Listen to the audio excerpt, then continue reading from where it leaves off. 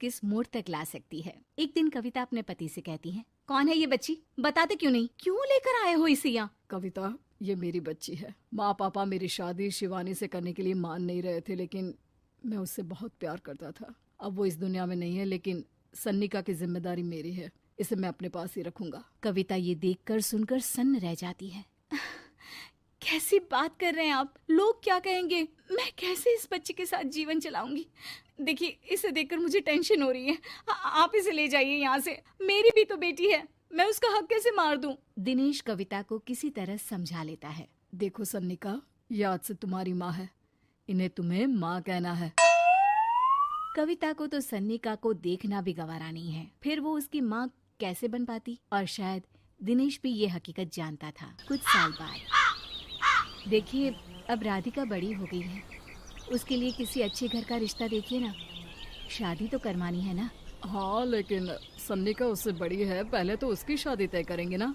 जमाना जानता है कि वो एक नाजायज लड़की है, कोई उससे शादी क्यों करेगा? ऐसे भी आता है क्या उसे, जो कोई उसे अपने घर की बहू बनाएगा?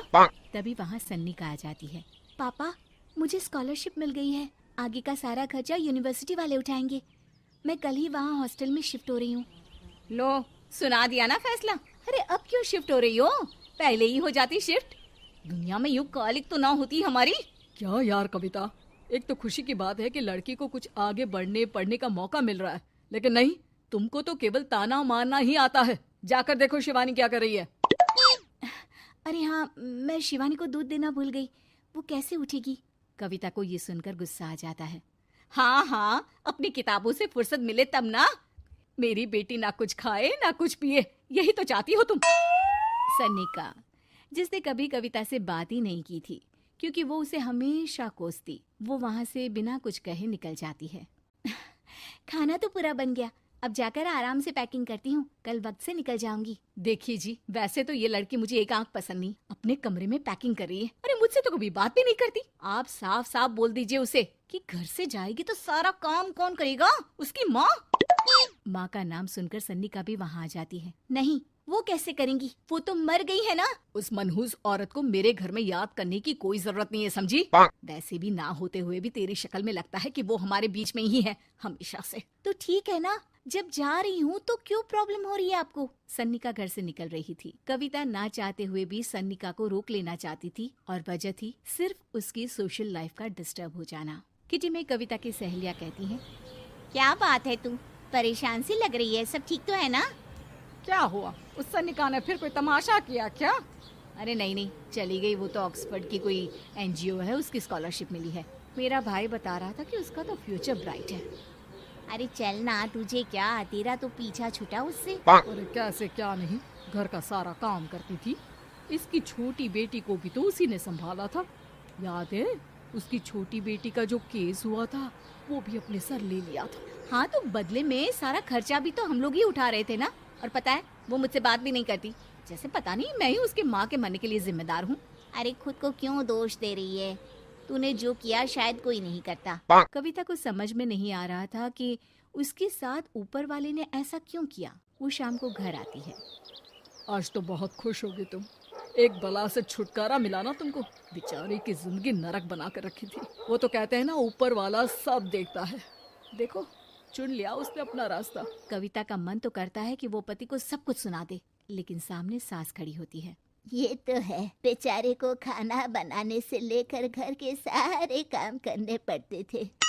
बाहर का भी कोई काम होता तो वही देखती। अब देखते हैं घर का काम कैसे होता है। तभी कविता की बेटी उसके लिए चाय लेकर आ जाती है। लो माँ चाय, कैसी रही किट्टी? अच्छी थी बेटा, खाने में कुछ बनाया है क्या? हाँ, सन्निका दीदी जैसी ही सब्जी बना दी है, आप रोटी बना लो। और हाँ, कल मैं चली जाऊंगी इलेक्ट्रिक बिल और राशन लाने के लिए। अच्छा अच्छा, पैसे मैं दे दूंगी। सन्नी का कार्ड दे गई है ना? हाँ माँ, एक कार्ड तो देकर गई है। अरे चोर नहीं थी वो, मेरे बेटे का ही खून है। पता नहीं कितना घमंड भरा है इसमें। अरे छोड़ो ना माँ, जिसको जो बनना था वो बन ही जाएगा। अच्छा माँ, कल चलना है उसके कॉलेज में, सभी पेरेंट्स को बुलाया गया है। अब कविता तो जाने से रही, तो हम ही साथ चलते हैं। हाँ बेटा, उस बिन माँ की बेटी का है ही कौन। अब क्या था, कविता का गुस्सा फूट पड़ता है। हाँ, आप लोगों के जैसे तो इंसान नहीं देखे मैंने। अरे मेरे सामने ही अपनी नाजायज बेटी को लाकर बिठा दिया। रोज मैं उसे देखती तो एहसास होता कि कैसे आपने मुझे इतना बड़ा धोखा दिया। जरा सोचिए तो, अगर ऐसा ही कुछ मैंने किया होता तो। अरे रहने दे, क्या नहीं किया तूने उसके बदले में। उस मासूम के साथ क्या क्या करती थी सब जानते हैं हम। अरे छोड़ो ना माँ, ये तो एक बात लेकर बैठ जाती है। चलो सोने चलते हैं। अगले दिन दिनेश और उसकी माँ सन्निका के कॉलेज में जाते हैं। कैसी हो बेटा? मेरा नाम रोशन करना।